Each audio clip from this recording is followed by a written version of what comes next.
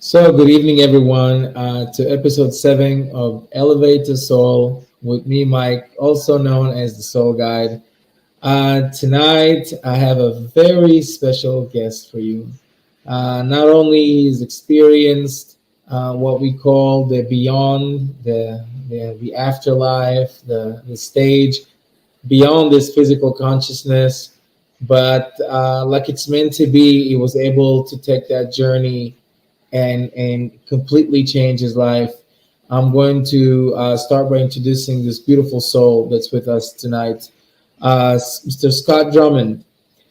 He faced a profound turning point when he clinically died for 20 minutes during surgery, encountering a supernatural out of body experience before his soul reunited with his body. He's married to the wonderful Connie Drummond. The couple has celebrated nearly 50 years together, creating a legacy that includes 4 children, 12 grandchildren, and a treasure trove of joyous memory. United in their commitment, they serve 2 missions: the Church of Jesus Christ of Latter day Saints, leaving an indelible impact on countless lives. Scott is also an author, penned the insightful book What Dying Taught Me About Living. The proceeds from his work contribute to the GracieScott.org Foundation, I hope I said it correctly, dedicated to supporting children with special needs. Scott's journey is a testament to the transformative power of life, love, and resilience. Thank you so much for being here again, Scott, with us. So tell us how it all began. Well, first of all, Mike, it's a pleasure being with you. I'm sorry we haven't caught up before now, but we've been involved with quite a few things lately with not only writing a book, but also preparing for a movie, which will be coming out probably in February of 25. We, I've learned so much along this journey, Mike. My experience has almost taken me to a different place in my life. My wife and I retired back in 2005. So we've been retired for a little while. About 3 years ago, I was walking along a river trail, and a filmmaker came up to me and asked me if I would tell my story, and I told him no. And he says, "Well, with the way things are in this life right now, I wish you'd tell your story." And I said no again. And he came back with something right afterwards that really hit me. He said, "With COVID-19 going on right now, you might be able to give people hope with your story, being that you had died before." And I walked away from him. And Mike, it was something that I never in my lifetime ever thought I would share with anyone.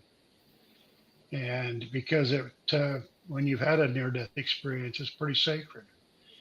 And it stays real close to your heart, even though you see that experience every single day of your life. It is still a pretty sacred feeling within your soul. Well, after coming home and praying about it, I all of a sudden it hit me. It was all about the one, and I thought, well, I am the one. Well, come to find out, when it went on a little bit longer, it was about the 99 and one, and that boiled down to, Mike, if I could help just one person along the way, I've helped. I've done my part. And believe it or not, that's the way I thought it would be. I went in for the interview. I went in an old beat up golf shirt. I wasn't excited about telling my story to begin with because had planned on taking my story to my grave. But I told the story, and I asked the guy that I was interviewing with that if he would just let me tell my story and I'll walk away from it, not thinking any more would happen after I told my story.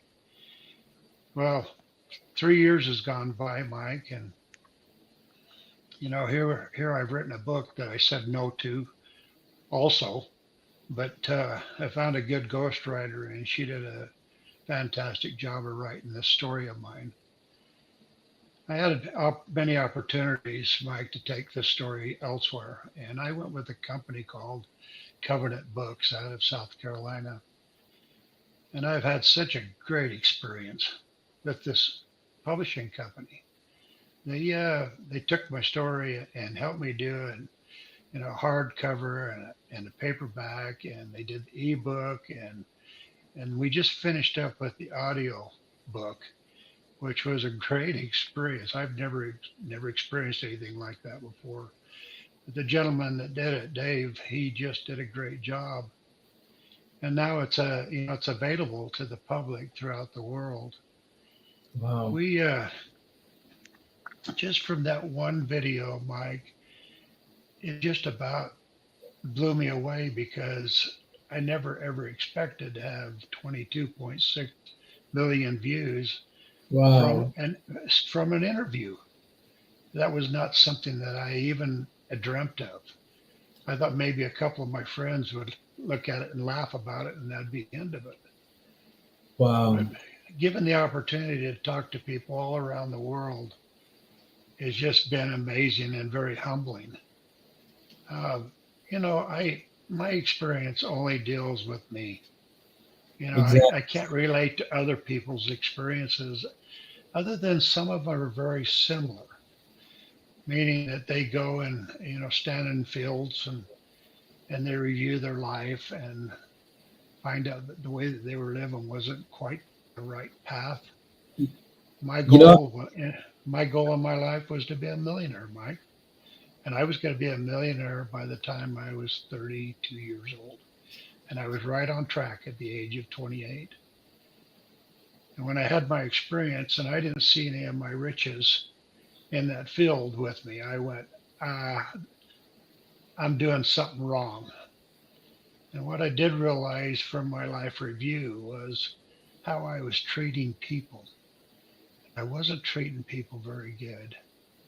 I was actually stepping on a lot of people along the way. And Mike, I played professional basketball in my earlier days, and I stepped on a lot of people because I don't know if you realize that when you get into professional sports, it's just that one extra step to get to where you want to go in your goal. And I did a lot of hooking. I did a lot of grabbing of uniforms and stepping on shoes and anything I could do, to get ahead. Well, that transformed into the business world. And I started doing that in the business world. And it wasn't a very good thing. And after I had that life review, I went, well, I did it. There was nobody to argue look, with. Scott, I'm going to have to interrupt you during this conversation, and God forbid it's not from a place of rudeness, but it's from a Okay, place of something sitting on my soul. And I have to tell you something. I don't tell people that usually. sure. Because for 2 years, I mean, you can relate to somebody's story. You can hear a story and be like, wow, it's inspiring. A lot of them kind of sound the same and everything, but to hear you, I'm almost in tears to hear you saying this. I don't know if you ever heard my story or that one video I did also online, which I also didn't want to share. That's what I tell people is like, it's like my own dream. It's my own, I mean, I don't care if you believe it or not. Like, Yeah, it's my own personal journey. It's not out there. I didn't want to commercialize it. I don't, but at the same time, you said something that I've been saying for over the past 2 years since my spiritual awakening really has kicked in. I tell people, if I can just touch one soul, hmm, that's all I'm aiming for. One, if I can just save one, it's like I saved the whole universe. When I said save, I mean just inspired. Be like, hey, I peeked around the corner. I know what's out there. And just like you, I was this person before who, I mean, I was never a bad person, and I never committed a crime in my life. Not even, I never had a parking ticket in my life. But with people, I wasn't, I came from a place of materialism. I also had businesses and everything, and just money and chasing this and marriages. And I didn't know, like, I was addicted to the physical. And when that happened to me, it's just like you're saying, I can relate to, so, and you haven't even told your story yet, but just from your insights, to hear somebody saying the same things that I tell people, and to see how genuine. And I tell people every near death experience, or whatever they call it, out of body experience, is different individually, because we all have our journey. Like, and from our journey in, we have to.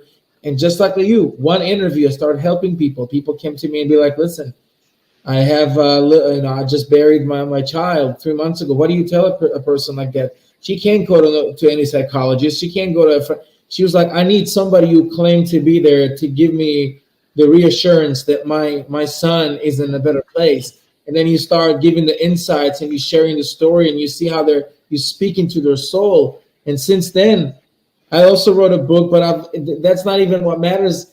It's that I've helped over 700 people one on one, just by giving them the insights from my story. So by that, I stopped interrupting you. But thank you so much, because I was like, wow, it's so parallel to my experience as far as your insights. Sorry about that. Right.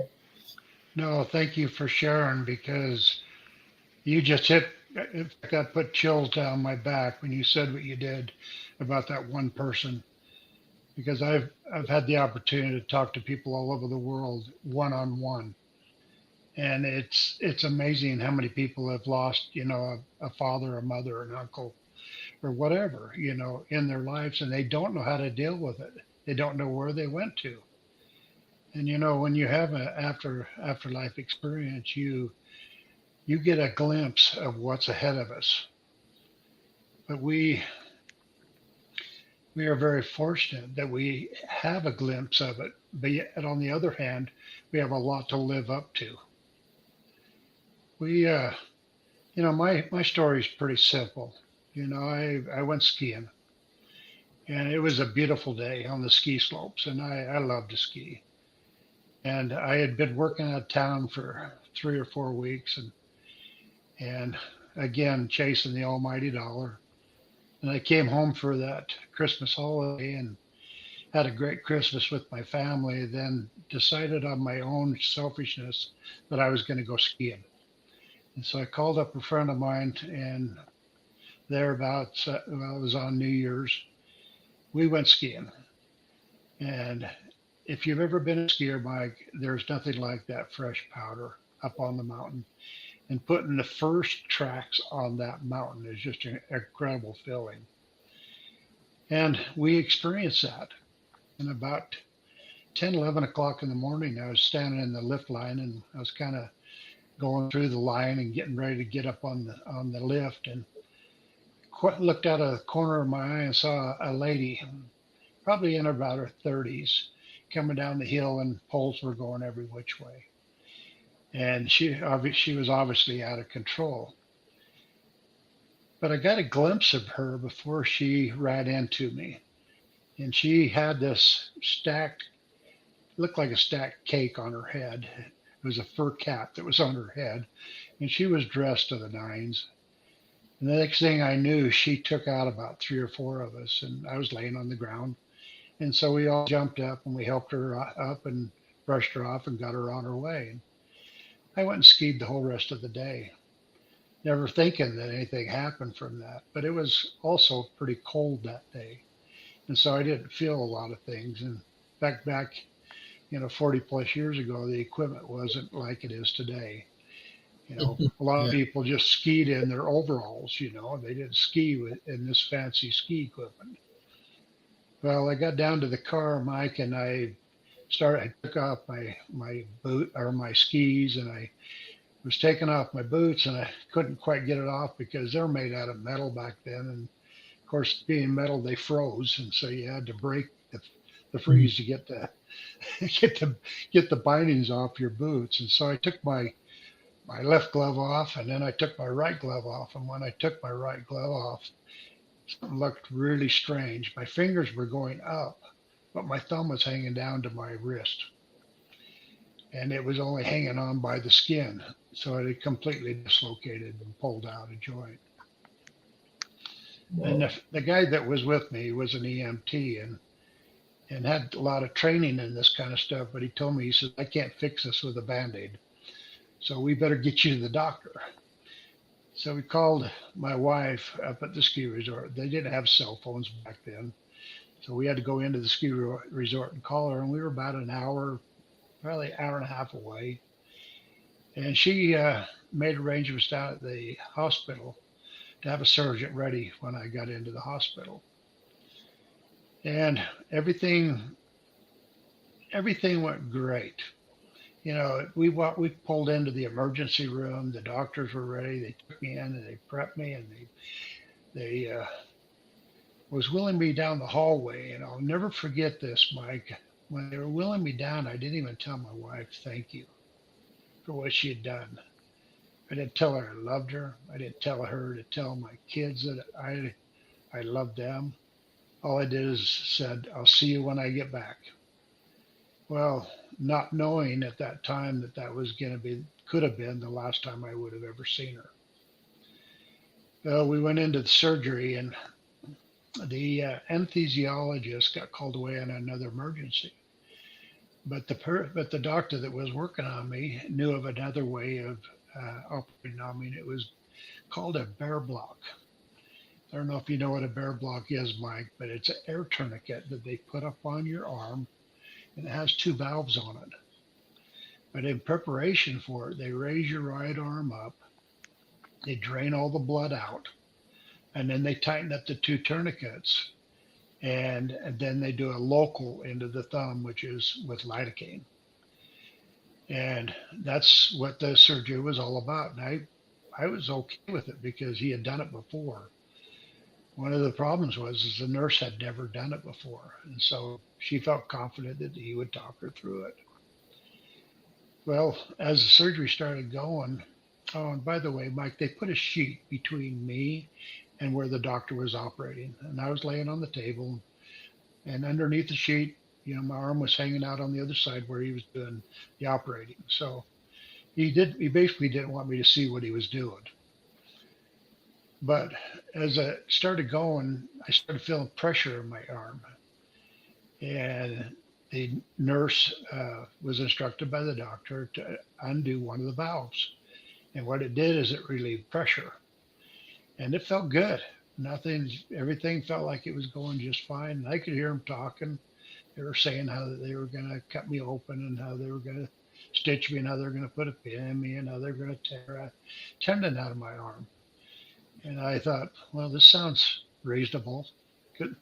Just thinking that everything was going okay. And then pressure started coming back on my arm. And the nurse was supposed to close the first valve and then open the second one. But what she did is she it opened the valve and left the other one open. And what happened after that was the lidocaine shot up my arm, across my chest, and into my heart. The next thing I knew, Mike, I was standing above my body watching the operation. And it was the most unusual feeling because I was looking down at myself laying on the table. I knew who I was, but I didn't really recognize who I was because obviously the soul had left the body. And I was standing up above and I was watching everything that the doctor was doing. I watched him cut me open and tear a tendon out of my forearm, and I watched him wrap it around my thumb. I watched him put a pin in my thumb, and the pin was just a hair too long, and so he pulled it back out and cut it down so it wouldn't protrude through the skin. And I started watching him stitch me up. You know, how am I seeing this? I can't tell you because I was above my body. There was a sheet between me and where the doctor's operating. He knew that there was no way that I could see what was going on, but I did, and I saw it.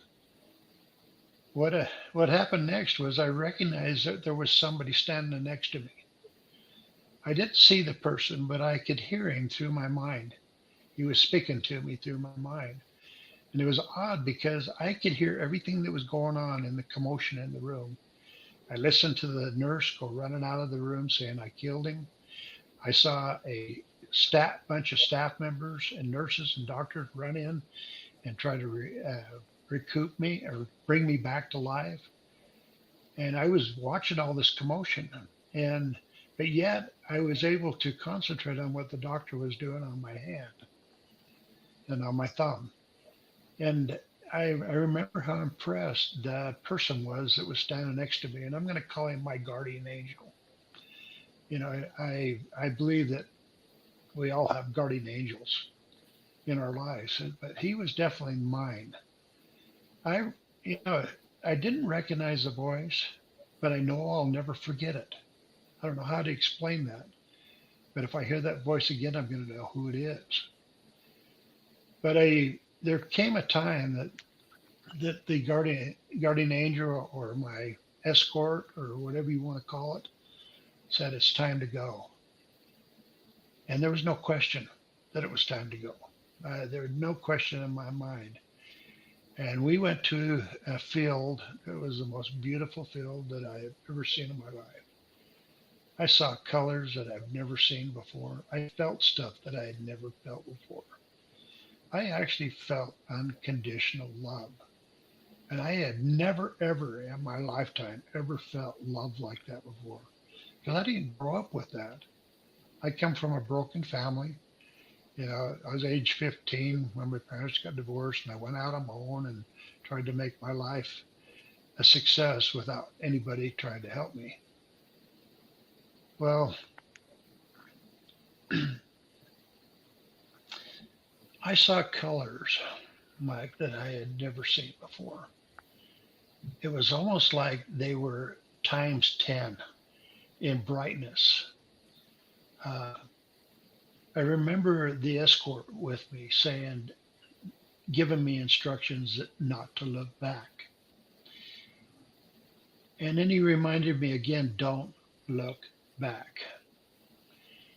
And I knew at that time, because I couldn't look back, that, I was moving on to somewhere else and I didn't know what was ahead of me.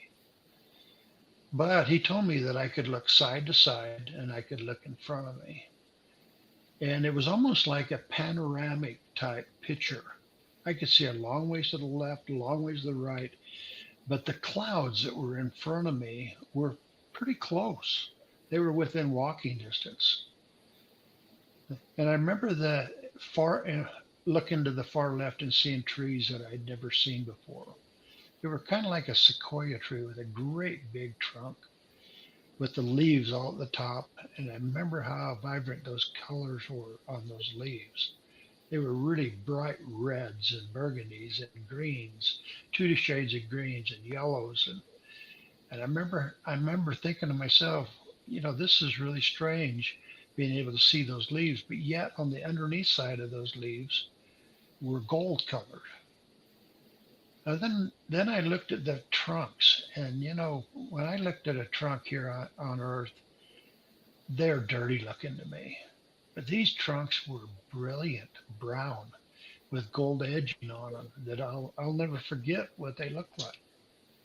And then between me and the trees on my left side were wildflowers. I mean, the colors were just brilliant colors of all kinds. And then I noticed every one of those flowers were facing towards me. And I felt an energy and a love that I had never felt before. Most times you walk around a plant where a flower is, and you've got to walk all the way around it to see the different flowers and the leaves. Well, every one of the leaves, every one of the flowers were facing towards me. And it was like there was no wind there, but it was like everything was flowing towards me. And when I talk about flowing, it's almost like it's generating energy and love towards me. And I felt that. I put my hand over the top of them because the flowers were about up to my waist. And I could feel energy coming out of those flowers that I just had never felt before. And then to the right of me, and just directly in front of me was grass. And the grass was up to my waist again. And I remember the bottom part was green on the stems, but the top was gold. And it was again, each one of the strands of grass were flowing towards me, as if again to give me um, give me a special kind of love that I've never felt before. And I remember putting my hands over the top of the grass and again feeling that energy coming through every blade of grass towards me. And then in front of me, of course, was a cloud, and there were actually three clouds. And on each one of the sides of the clouds, it was a brilliant blue it was a sky. But the middle cloud was unique. It had more of a pearl look to it. And in the cars that are made today, they can put a pearl in it. You see blues and blacks and reds. I mean, you can see various colors. Well, this is the color of the cloud that was in the middle. The two clouds on the sides were just a brilliant white. And I sat there for a few minutes just kind of observing what was going on around me and then really taking in that love that I had never felt ever before. And then recognizing too that none of my riches were around me. I didn't see any of my money. I didn't see any motorhomes or boats or ATVs or off-road vehicles. None of them were there. And I'm going, wow, this is really something that I've never felt before. Well, after as I got through with that, I noticed that the person that had brought me up, my escort, was not there anymore. And a lot of the time, when you feel like you're alone, you start getting anxiety, fear that you're there by yourself. Well, I didn't feel that at all. But what happened next was I had a life review of everything that I had done from the day I was born, and I was laid on my mother's stomach all the way until I was 28 years old. Some of it was good, Mike. Some of it wasn't so good. But what I did learn from this is how I treated people and what I was doing to people I wasn't very proud of. And I realized that I could have done better. But when it was all said and done, I did it. I accepted it, and whatever was next, I was just going to move on. Well, after I got through reviewing that, I just said, okay, okay, I did it. Then a voice came that was up inside the cloud, which I did not see at the time, but it came through my mind to walk forward. And I walked up to that cloud, and it was a most unusual thing because the flowers were pushing me, and the grass was pushing me up to the cloud, but yet there were rays coming back from around the clouds, coming down to me and pulling me towards the cloud. I can't explain how that happened other than it was the most comforting, loving feeling that I had ever felt in my life. And when I walked up to that cloud, an arm came through the cloud. It was up around the bicep. I only saw from the bicep down, but the hand came down to me as if to welcome me into wherever I was going next. And I had the opportunity. When I was there, time was not an issue. There was no time. It was so pure, so calm that there was no time. And it gave me a chance to look at that hand. And I remember looking at the forearm and looking how big that forearm was and thinking, wow, this person must have worked construction or must have been a farmer or in a lot of cases you hear from the Bible, a carpenter. And then I took a look at the hand, and it was interesting because the thumb was extended and the fingers were together, and it was coming on an angle, kind of coming down at me. Not to show, at least I don't feel it didn't show me that he had more power than me. It was just that was the angle, which I'm 6'3" and I weigh 270. and those arms were bigger than mine, and that hand was bigger than mine. And from the angle of the height, the way that the arm was coming down towards me, he was taller than me, which is neither here nor there, but it was just something that I observed. And then it came time for me to grab that hand, and I got my hand this close, Mike, to that hand. And I felt energy and love come through that hand that I can't explain. But as I went to grab that hand, a voice came and said, "It is not yet your time. You have more things yet to do." And I literally tried to grab the hand twice because I did not want to go back to wherever I came from. But it wasn't my choice. That I'll never forget that saying. It is not yet your time. You have more things yet to do. And the next thing I knew, I was laying back on the table. And as they were wheeling me out of the operating room, the sheet was over my head. And I flipped the sheet off, and there was a paper on my chest saying that I'd been dead for 20 minutes. Well, when I flipped the sheet off my head, the doctors and the nurses about all freaked out. And as they were wheeling me down the hall, the doctor went over to my wife and said, "He's okay. We brought him back. He made it. We got him back." And she just about freaked out because she didn't have a clue that I had been dead for 20 minutes. Now, you know, this experience happened to me. This was my story of my afterlife experience. Like I said before, I didn't feel any time. I didn't see any time. I had no idea that it was 20 minutes. For my experience, it could have been an eternity. But according to the paperwork, it was 20 minutes. But Mike, that's not the whole story. You know, it took me over 40 years to process what happened to me. I, I even today, I just think, why did it happen? Why did it happen to me? And why was it so hard for me to talk about it? Now, I'm going to be honest, I tried to say a couple things after I came out of it. People looked at me so strange, like, "You're off your rocker." And when that happened, I just stopped talking about it.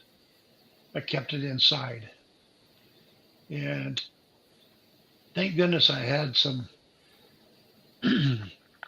good people when I started talking about my story because it was something that I did not want to talk about. But today, you know, things that I have learned are priceless in my life. And I think the biggest thing is how you treat people. You know, being kind to people that you're around. It doesn't really take a lot of money to put a smile on your face and talk to somebody and try to make their day just a little bit better. That's what I always say. It It's, is. I call it, and we'll get to your story in a second here, but I always tell people the insights after the story and are way more important than the story itself. I tell people that these good deeds are like diamonds, but unlike diamonds that are rare and expensive, they're free. They're all over the floor, in every opportunity, in the elevator, in the grocery store, around your loved ones. Be kind, be godly. People's like, "What's our purpose in life?" Like, be kind, and Yeah. you'll see how you're going to manifest your own journey. I'm going to tell you something that I don't usually tell people that I do I call it. It's not really interviews. It's not podcasts. It's a to me it's a light sharing moment. It's inspiring moment. It's godly moment. It's dealing with spirituality. This is why I don't plan these ahead of time. I don't prepare questions. I don't get the physical consciousness involved with the feeling because when you were talking about your story and saying all the things that I say, it really, really seems like we even descended from the same realm as souls because the goal and the insights are the same. But I tell people one thing: every what they call this, the so-called near-death experience. We never die. It's a near-body death experience, not near-death experience. We're gonna have to do justice with that word one time. Instead of called NDE, it's NBDE, near-body death experience. That's a We good way to live. put it. Exactly. The soul lives. Okay. The soul lives. It's part of God. God never disappears or anything like that. So we continue on forever. We are a soul that is living a physical experience for a very short duration of time. And like you mentioned, Mr. Drummond, there is no time where we are when we are souls at our purest form. There's no fear. Anything negative that we acquire on our physical body, depression, anger, all these things that are not pleasant, that people know that they're not pleasant. Nobody wants to be, around stuff like that, especially not righteous people. But all these negative things that belong to the world, the journey of the body, are no longer there when we are at our purest form. And I always describe it as having, when I was in my experience, I felt like I had the answers to all the questions I've always wanted to know. Like I was in bliss. I would never do justice comparing that feeling to something earthly. I can never say, oh, it feels the best, or even with the colors. You cannot even, no matter how hard you try, you can. Not only it's your own experience, but people have to understand what you've been through, what I've been through. The reason you didn't completely held on to the hand and stay there, part of the divine light, part of God forever, was that we were at that journey. When we pass from this body, ladies and gentlemen, I want everybody to know we go through another journey, just like this physical journey that we have. We go through another journey, but unlike this physical journey, where our physical qualities matter, if we make good money, if we're smart, if we're strong, if we're talented, if we're connected, all these things that can manifest our future and make life a little easier or a little harder, depends on your choices. Those attributes also we acquire as souls when we pass from this physical consciousness. There's still a journey that you have to go through, and that journey is spiritual, and that journey is manifested according to your actions in this world. So whatever you do here, whether you do good deeds, whether you choose to be nice, whether you choose to, it's your choice. But I'm telling people that only through enlightening others, like you said, that smile, kindness, just giving up the ego. And what is the ego in one line? The ego is simply the need to receive for yourself over the need to give. And we need to flip flop it. We need Yep. to completely have the need to give over the need to receive. I tell a lot of people, give from a place you feel something was taken from you. Otherwise, it doesn't count. If I'm the richest man in the world and I give a homeless person $20, I did a good deed. It's a nice act of kindness. I didn't have to stop and give him $20. And $20 for a homeless person can go a long way sometimes. But if I'm a person who barely makes an ends meet and I give the same $20 to that homeless person, now I gave from a place, I feel that pinch, something was taken from me. Same for time, attention, love, help. Like you said, unconditional love. Everything in this world should be done with unconditional love, with unconditional happiness, and with unconditional surrender. I want you to tell us, Scott, after this experience, what made you, and aside even from the book that we're going to talk about, but what made you do all these proceeds to go to people who really need it, and the children, and what drove you to do that?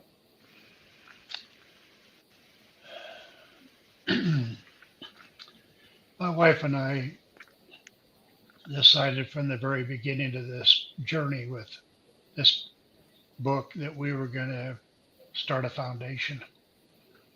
And, I've never ever thought that this was all about me. I felt like this was about the journey and what I could do with this journey. I could keep the money, and be happy. But will I be happy? No. I'm happy where I'm at right now. And that's why we started up this foundation. It's called GracieScott.org Foundation, and it's for children with special needs. Wow. We find more happiness in giving these proceeds to people that need it than having it ourselves. My wife and I are very fortunate to have a place to live, running water, electricity, power. Um, you know, I feel like these are luxuries in life. Mm-hmm. Mostly after I talk to people around the world, that have to hold their water, a mile and a half away from their villages, to even wash their faces and do their dishes. So to be able to donate this money to not only the children with special needs, but to their families, because the kids are going to be okay, but the parents and the other siblings in the family, there's a lot to be learned. Uh, the stresses that they go through trying to raise a child with special needs. Well, it's 24/7 job. It is 24/7. There's no quitting. You can't walk away from that type of job. And And it's it the all it all started. I named it Gracie because we have a granddaughter named Gracie that was born at 23 weeks. She weighed 1 pound, and we watched her for 6 months live in an incubator. And when she came out, she didn't have any eyes open. She had kind of a form of an ear, but not really an ear. But through watching her in an incubator for 6 months, we watched her develop. What a humbling experience that was to see life, growing. Um,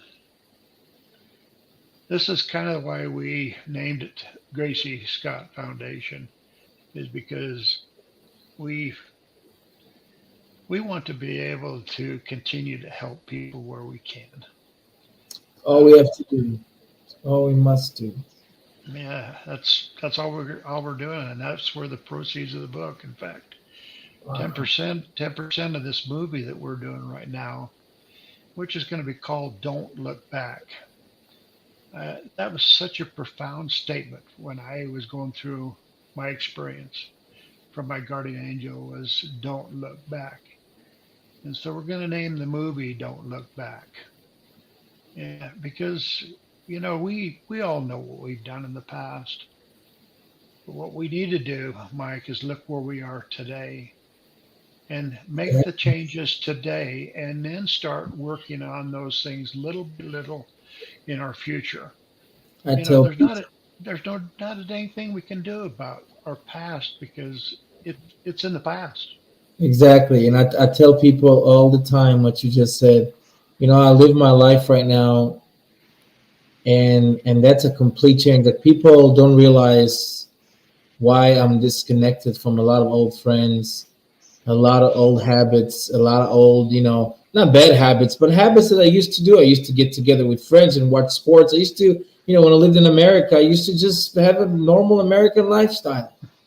And all of a sudden, I just sit and help people. And I feel like as I'm doing that, it's almost like I completely relocated myself to a different journey where just like you, I'm living as a soul. Like money to me, my soul taps into my physical body when it needs to just exist, pay bills, eat something, go take a bath, whatnot. But most of the time, it's this unconditional happiness. I don't need anything external to make me happy. I don't think anything in return to be able to give. I was never trying to make a profit out of anything. And even to a point when, I'm right now disabled. I just had back to back fusions, two of them in 1 year. Both of them failed. But this is what led me also, as far as my spiritual awakening, to be able to just sit in front of the computer, being able to just talk to people and started to really manifest miracles every day. I'm in a war zone right now. Ironically, like we talk and there's missiles flying over, and stuff. And I'm like, but yet my soul is so determined. And what you said resonated with me, and I always talk to beautiful souls. Like, you have to understand this interconnectedness that people have. Like, I don't just like, hey, I want to get this guy for an interview. Oh, they'll find me people that had the near death experience. I want to get my channel popular. And no, no, no, no, no, no. We're not one of those. I really Good. speak to the people I resonate with on the soul level. I resonate with you. I resonate with your daughter, who also even reached out to me personally and said like that I get to inspire. And to me, that's the biggest giving. That's more than any physical giving. When you inspire somebody, when you are able to touch deep down somebody's soul and be like, hey, I'm not telling you how to be, I'm telling you how to look at yourself and from what perspective and from what spot, and to know that you are godly. Just once you know that you are godly, and godly is not just like a term that's supposed to motivate you, but godly is really knowing who you are. When you know that you are godly, you first treat yourself godly, and then it radiates out to others. You're talking about what you do for people, you and your wife, and how much giving and how much good it does for you. And I'll tell you why.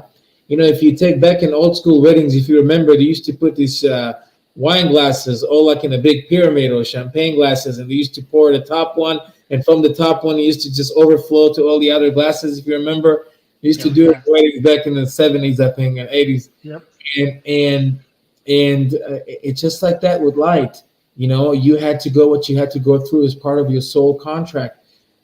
Everything from that ski time to that operating room to everything was part of your soul journey. And once you yourself, Scott, filled with light, you started pouring down your light everywhere else, so others Thanks, can be Mike. inspired. You and your wife, because me and my wife doing the same thing. She might be behind the scene, but you know what? She's just if not more responsible to get that story of mine and to get those insight, or to, I mean, it's a teamwork, and it's a beautiful teamwork, because it shows you also how God was supposed to manifest love, how he manifested love between men and women. It's not just a romantic thing, it's not just a sexual thing, it's not just a physical connection. It's also how much you can do together, kind of like Adam and Eve, you know, in the beginning. They were never two different entities. They were just one entity that were able to do to split into two. So you know, that's very interesting what you said, and I'm very grateful for what you said.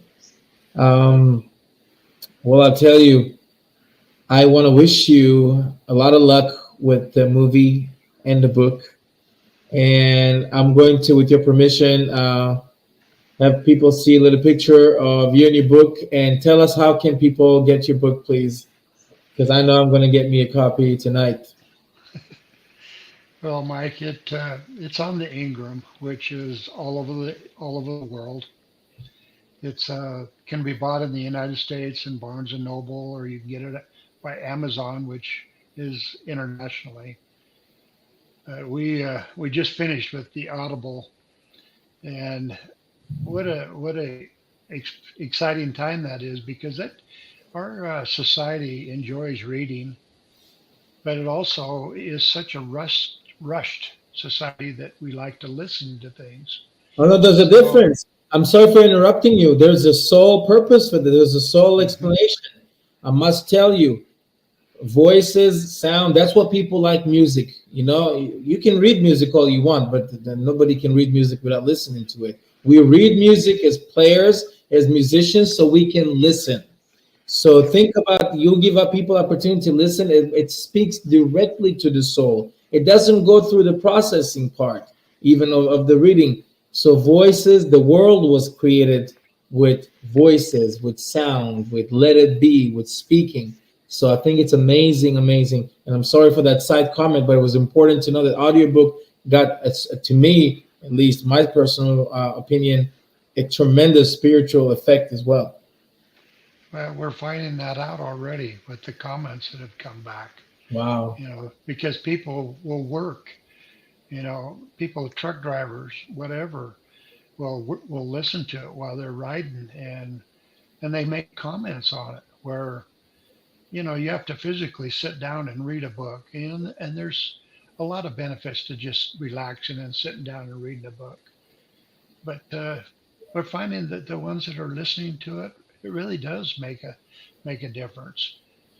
You know, we I have said no so many times that it's almost like I got an egg on my face. I told I didn't want to do the story to begin with. I did it. He asked me to do a book. He said, "This you're gonna have to follow it up with a book." And I said, "Oh no, I'm not gonna do it." Well, I did it. And then it come along, and the producer says, "We got to do a story on a movie about this because people are going to hear it." And I said, "No, we're not going to do that." Well, here we are doing it. It's almost like one thing has led to another, uh, but it's been for me an exciting journey. You know, I'm 70 years old. I'm old and I'm tired. You know, and I'm retired. So to do what we're doing is has been, well, it's been very humbling. That's the best thing I can say about it. Because Wow. the people that I'm working with, the producer, been great to work with, and we're he wants to do it parallel with the book. He just wants to follow the book. He says people are buying the book and they're gonna want to see a movie to go along with it. And they, you know, when you hear it, you know, this is a nonfiction. So, you know, you can't fake So this stuff. You've got to either say it the way it is, or you got egg on your face again. So that's they, beautiful. it's going to be okay. They just featured this book at the Frankfurt Book Fair, which is the biggest international book fair in the world. And you know, to be a nonfiction and to have the kind of exposure that we had was incredible. Uh, we did not go to Frankfurt. We hired an agent out of New York to do that for us, and he did such a great job of putting it in his magazine and distributing it to over 200,000 people. And of course, these were all distributors from around the world. And that's one thing that the Audible people was concerned about is how many languages are they going to have to do? You know, put it in to help people around the world. And they finally came down with a number of 26 languages that they're going to have to put it in. But right now, it's only in English and in Spanish until it starts opening up. Can I give you a spiritual advice slash a request? Sure. Make it 27. You said you're 7 years old. Today is episode 7. My followers know about the 27 and 7 and the spiritual meaning to them. I'm going to tell you something. You know, it's been so inspiring. First of all, you're not 70 years old. You're forever years old. And you came here to, as an old soul, to share light and to direct people into the Creator and into their own selves. And it's a very, very important role. You know, when I came back into my life after what happened to me, I'm going to tell you straightforward, like you said, everybody with their own experience, right? Everybody with their own feelings, whether people believe it or not. It's not really about that. It's about really the knowledge that you take from there and the need and the need inside to get it out to as many people who are supposed to hear that. To me, I'm only aiming to those who are really just supposed to hear that, because everybody will resonate and will turn into that and resonate with the story according to them. But what I'm trying to say is that I'm one of these people who you refer as guides who walked with you in your experience. And I'm not saying this about myself, of course. It's from what people are telling me, for the things that are happening in my life right now, for the manifestations and the miracles that are increasing to a point of like, they're no longer something I need to look for or be excited about, but they're manifesting themselves day and night. Second, I just took the back seat and I'm enjoying the ride. I really, really, I don't drive anymore in this world, spiritually speaking. And speaking to people like you and seeing this, it's giving me a lot of hope because there's many energies in this world. There's good, there's evil. It's all the imbalance is out there, and the more you share light, and there's never an age when it comes to what your soul's supposed to do. You know, they're saying that a person can earn their whole heaven in one single moment. Even if you are in your bed rest and you're 120 years old, and in one single moment with one teardrop, you accept upon yourself that you are a soul, you accept that there is a creator, you get together, that one split second can make you completely just like what you are now. And same as that one split second, you can even lose it all spiritually if you decide to choose to go over the body and the ego and the power and the money and all those things. Like you said in the beginning, and like I'm saying, it's all about unconditional faith, unconditional love, unconditional happiness. To do anything really from the inside out. And I'm telling you, with these words, I want to thank you so much for joining me, inspiring me, and I'm sure many, many others. Your story is known to millions, I know that, but I'm that one soul that needed to really hear it today and be inspired myself and motivate me to continue and share more light and to know how amazing God is and how we really just having a body experience. And Mr. Drummond, Scott, if you don't mind, just give us just a closing lines about what people should expect really from stories like yourself, and I mean story like yours, and people like yourselves who really and ask me the question that I really want to answer them, like, do I need to go through a near death experience to feel that, to be that? I tell them no. I tell them you should just be, just do it without, like, follow what you need to follow without a wake up call. But what do you tell these people? Just pay attention to what that little small voice tells you and just do it. You know, the thing about life is, first of all, life is precious. It is. That's all I can really say. Life is precious. Wow. So with that beautiful, powerful line, life is precious and life is also eternal. And this physical consciousness is limited. So take advantage of the time. Don't think about the ego. Everything materialistic disintegrates. Our love, our memories, our feeling emotions, all the things that money can buy, stay with us forever and go with us and shape our future path after this body, when we don't get to come back and get to continue to all that hand that Mr. Drummond was talking about. So thank you so much, Scott, again for your time, and I really appreciate you sharing your experience with us. Thank you for having me. Appreciate talking with you. My pleasure, and hi to the family for me. Thank you. All right.